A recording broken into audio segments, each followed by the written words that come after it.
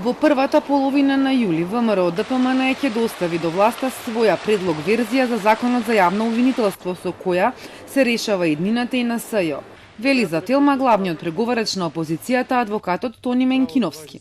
Со новиот предлог меѓу другото предлагаат јавното обвинителство да има независен буџет, кој би бил од 1 до 1,5% од вкупниот буџет на државата, со цел да биде независно од власта, вели Менкиновски, но не открива што конкретно кројат за СЈО во својата законска верзија. Од ВМРО ДПМН велат новиот закон за СЈО ќе биде во склад со европското право и препораките на Европскиот суд на правдата.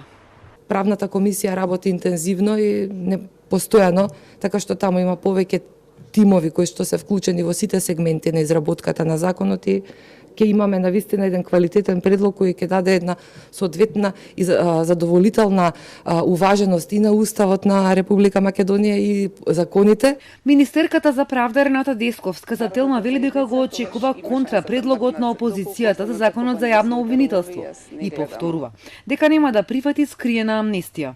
Кога ќе го добиеме, ќе се произнесеме. Ако има подобрувања на текстот, секако ќе бидат прифатени. Ако има скриена амнестија, нема да биде прифатена. Долгомесечните преговори го одолговлекоа носењето на законот. Ова во пакет со правното мислење на Врховен дека СЈО не смее да води нови истраги, го забави ова обвинителство. И законодавецот и општеството во овој момент специјалното јавно обвинителство го држат во некаква вештачка кома. Тоа со одлуката на Врховниот суд, со непостапувањето и поедното од обвиненијата во судот, значи се осеќа дека одлуката на Врховен суд си нашла свој пат.